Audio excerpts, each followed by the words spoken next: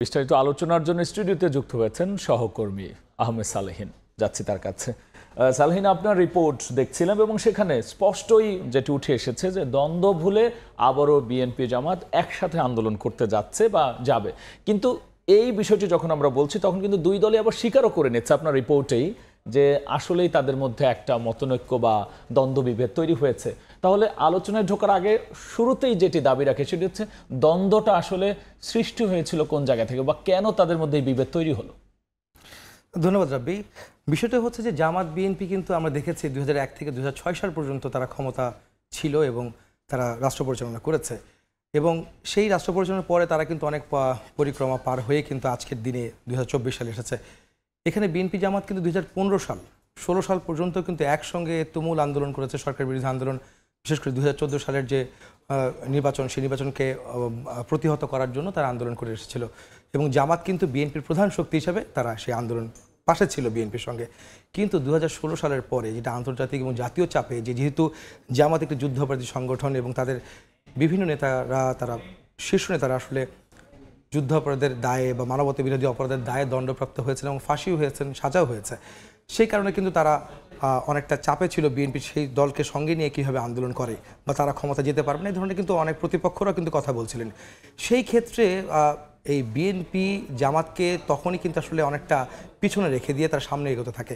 তখন দ্বন্দ্ব যখন হয় যেসব নেতাদের জামাতের, সেই বিষয়ে কিন্তু বিএনপি অনেকটা নিশ্চুপই ছিল, কোনো কথা বলেনি বা কোনো স্টেটমেন্ট দেওয়ার ক্ষেত্রেও কিন্তু অনেকটা গড়িমসি ছিল, যেটি জামাত আসলে পছন্দ করেনি। যেটা আমরা আসলে রাজনৈতিক বিট করতে গিয়ে অনেকটা কিন্তু আমরা ফুটে এসেছি এবং আমরা চেষ্টা করেছি সেগুলো বের করানোর জন্য।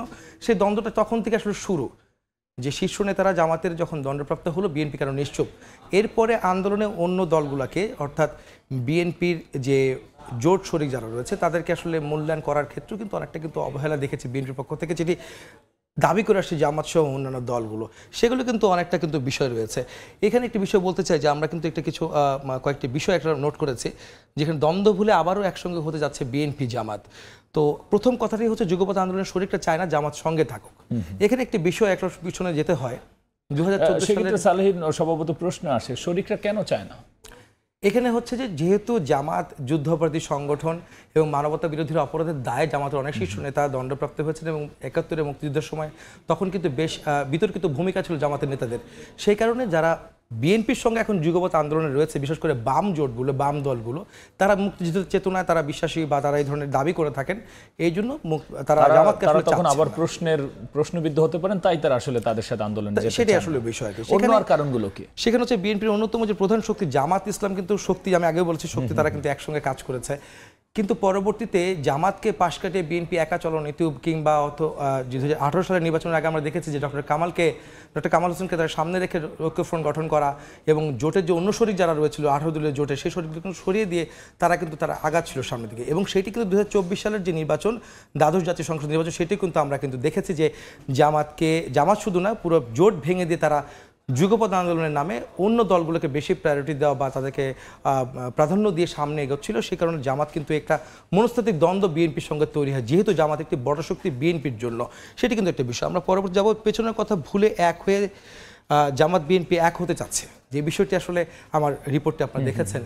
সেখানে আমরা তুলে ধরার চেষ্টা করছি বিএনপি নেতারা প্রকাশ্যে কখনোই যদি এই দ্বন্দ্বের কথাটা না বললেও আমার রিপোর্টে কিন্তু সেটি আসছে যে দ্বন্দ্ব তাদের মধ্যে ছিল, সেটি কিন্তু তারা স্বীকার করে নিয়েছেন। এবং সালেহি, আমরা যদি একটু বলি যে এই যে তারা দ্বন্দ্ব দুই দল মিটিয়ে আবার একসাথে হতে চাচ্ছে, কিন্তু তাদের শরিকরা বলছে তারা সেটি ভাববে এবং তখন হয়তো আন্দোলন ব্যত্যয় ঘটবে, সেক্ষেত্রে বিএনপি কি ভাবছে? সেক্ষেত্রে বিএনপি যেটা ভাবছে, যে আমাদের যেটা খোঁজ খবর নেওয়া, আলোচনা করা, যেগুলো প্রকাশ্যে অনেক নেতা বলবেন না এসব কথা, সেখানে হচ্ছে যে বিএনপি বলছে যে 2014 সাল, 2018 সাল এবং 24 সালের যে তিনটি নির্বাচন পার হয়ে গেছে, সেখানে জামাতকে দুটি নির্বাচনেই কিন্তু অনেকটাই অগ্রাহ্য করা বা অবমূল্যায়ন করা হয়েছে বিএনপির তরফ থেকে।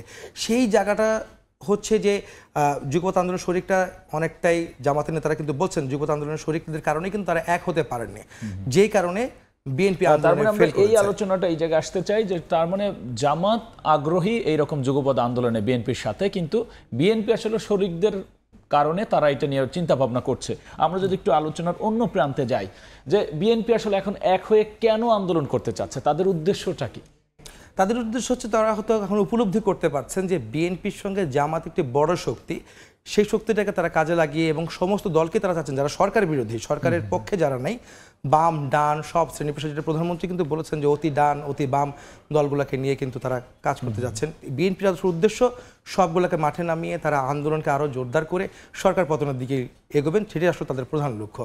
তো আরেকটি বিষয় আমি বলতে চাই যে বেগম জিয়ার নিঃশর্ত মুক্তির আন্দোলন, এটি কিন্তু নতুন একটি বিষয় এসেছে, যেহেতু বেগম জিয়া গত শুক্রবার ঠিক আজকে থেকে 8 দিন আগে বেগম জিয়া হঠাৎ করে অসুস্থ হয়ে যাওয়ার পরে তিনি এভারকেয়ার হাসপাতালে ভর্তি হয়েছেন এবং তার কিন্তু হার্টে একটি পেসমেকার বসানো হয়েছে।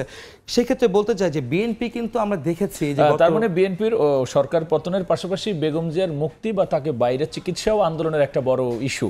আমরা এই বিষয় নিয়ে আবারও আলোচনায় ফিরছি, তবে তার আগে সরকার বিরোধী যে এই আন্দোলন, এই নিয়ে আসলে সরকার অর্থাৎ আওয়ামী লীগ কি বলছে সে নিয়ে আজকে দলের সাধারণ সম্পাদক ওবায়দুল কাদের বক্তব্য দিয়েছেন। আমরা তার বক্তব্যটা শুনে আবারও আপনার কাছে আলোচনায় ফিরছি। ইট পাথরের যান্ত্রিক নগরে অট্টালিকার ভিড়ে নগরবাসীর জন্য শ্বাস নেওয়াটা যখন বড় চ্যালেঞ্জ, তখন সাপ্তাহিক ছুটির দিনে সাইকেল হাতে শত শত সাইকেলিস্ট সুস্থ সচল ও আধুনিক ঢাকা গড়ার লক্ষ্যে ছুটে চলেছেন আপন গতিতে। আওয়ামী লীগের প্রতিষ্ঠা বার্ষিকী উপলক্ষে শুক্রবার সকালে রাজধানীর মানিক মিয়া এভিনিউয়ে বাইসাইকেল র্যালি কর্মসূচি শুরু হয়ে ধানমন্ডি 32-এ গিয়ে শেষ হয়। এর আগে র্যালির উদ্বোধন করে আওয়ামী লীগের সাধারণ সম্পাদক ওবায়দুল কাদের বলেন, নির্বাচনী অঙ্গীকার পূরণে তরুণদের কর্মসংস্থানে কাজ করছে বর্তমান সরকার। আমি তরুণ সমাজকে বঙ্গবন্ধুর আদর্শে শেখ হাসিনার নেতৃত্বে আওয়ামী লীগে যোগদানের আহ্বান জানাই। ওবায়দুল কাদের আরও বলেন, আওয়ামী লীগের বিদেশে কোনো প্রভু নেই, বন্ধু আছে। বিএনপি ভারত বিরোধিতার নামে আন্দোলনের ইস্যু খোঁজার চেষ্টা করে, তারা আবারও ভুল পথে হাঁটছে বলেও মন্তব্য করেন আওয়ামী লীগের সাধারণ সম্পাদক। বিদেশে আমাদের প্রভু নেই, আপনাদের প্রভু আছে। বিরোধিতার নামে আন্দোলনের ইস্যু খোঁজার চেষ্টা করছে, তারা আবারও ভুল পথে হাঁটছে। আওয়ামী লীগের সভাপতিমণ্ডলীর সদস্য অ্যাডভোকেট কামরুল ইসলাম এমপি, জাহাঙ্গীর কবির নানক, দলটির যুগ্ম সাধারণ সম্পাদক বাহাউদ্দিন নাসিম সহ দলের কেন্দ্রীয় নেতারা অনুষ্ঠানে অংশ নেন। রাইদুল ইসলাম শুভ, সময় সংবাদ, ঢাকা। আমরা আবারও ফিরছি আলোচনায়। আমাদের সঙ্গে আছেন আহমেদ সালেহিন। সালেহিন, আপনার যে আলোচনাটা আমরা ছিলাম সেক্ষেত্রে সরকার বিরোধী যে এই আন্দোলন, সেক্ষেত্রে আওয়ামী লীগ বলছে যে আসলে তারা যে ইস্যু নিয়ে আন্দোলনে নামছে এটি আসলে ভুল, এটি জনগণ ওইভাবে নেবে না। কেন বলছে? এখানে আসলে কয়েকটি বিষয় আছে, সেই বিষয়গুলো আমরা দেখতে চাই। সেটা হচ্ছে যে আওয়ামী লীগ বলছে যে আন্দোলনের নামে ইস্যু খুঁজছে বিরোধী পক্ষ। এটা কিন্তু একটা মজার বিষয় যে বিএনপি কিন্তু সরকার বিরোধী আন্দোলন যখন নির্বাচনের আগে কিন্তু বেশ কিছু বিষয় কিন্তু আন্দোলন করেছিল, সবশেষ কিন্তু তারা এক দফা আন্দোলনে ফিরে গিয়েছিল, কিন্তু সেখান থেকে ঘুরে এসে আবার কিন্তু আবার বেগম জিয়ার মুক্তির আন্দোলনে তারা যাচ্ছেন। সেখানে বলছে যে বিএনপি জামাত বারবার ভুল পথে হাঁটছে। বিএনপি জামাতের কথা যে বারবার যখন আসে জনবান্ধব না, হ্যাঁ, সেই কারণে আসলে কিন্তু সরকার পক্ষ বা আওয়ামী লীগ কিন্তু তারা বলছেন যে বিএনপি জামাত সবসময় ভুল পথে হেঁটে থাকে আন্দোলনের ক্ষেত্রে। এবং তারপরে কিন্তু আছে যে আন্দোলনের নামে নাশকতা বরদাস্ত করা হবে না। আপনারা দেখেছেন যে বিএনপি যখনই কোনো আন্দোলন বা নাশকতার দিকে যায় তখন প্রশাসন যেমন মাঠে থাকে, সে সঙ্গে কিন্তু সরকারের পক্ষে বা আওয়ামী লীগের পক্ষে কিন্তু তারাও কিন্তু যখন তারা বলতে থাকেন যে এই ধরনের ঘটনাগুলি বা নাশকতা আসলে বরদাস্ত করবেন, জনগণের ক্ষতি করে এই ধরনের কোনো আন্দোলন আসলে কেউ কাম্য করে না। সেক্ষেত্রে কিন্তু আওয়ামী লীগ কিন্তু এই ধরনের কথা বলে থাকেন যে সেই আন্দোলন বা নাশকতা তারা বরদাস্ত করবে না। তারপরে হচ্ছে সরকার বিরোধী আন্দোলনের বিপরীতে মাঠে থাকবে আওয়ামী লীগ। এটি কিন্তু আমরা দেখেছি যে নির্বাচনের আগে আপনারা দেখেছেন যে বিএনপি টানা সমাবেশ করেছিল এক দফা দাবিতে কিংবা নানা ধরনের আন্দোলন বিভিন্ন দাবিতে করে আসলো। আওয়ামী লীগ কিন্তু পাশেই তারাও কিন্তু আন্দোলন করেছে, তারা বিভিন্ন স্থানে সারা ঢাকা সহ সারা দেশে আন্দোলন করেছে যে বিভিন্ন রকম ভাবে। তার মানে সামনের দিনেও বিএনপি যখন আন্দোলন দিবে বা তাদের শরিক দলগুলো তখন তারাও মাঠে থাকবে। এখন আসলে দেখার অপেক্ষা তারা কোন ইস্যু নিয়ে জনগণকে টানার চেষ্টা করবে, কোন দল। সালেহিন, আলোচনা অংশ নেওয়ার জন্য আপনাকে অসংখ্য ধন্যবাদ। আপনাকে ধন্যবাদ।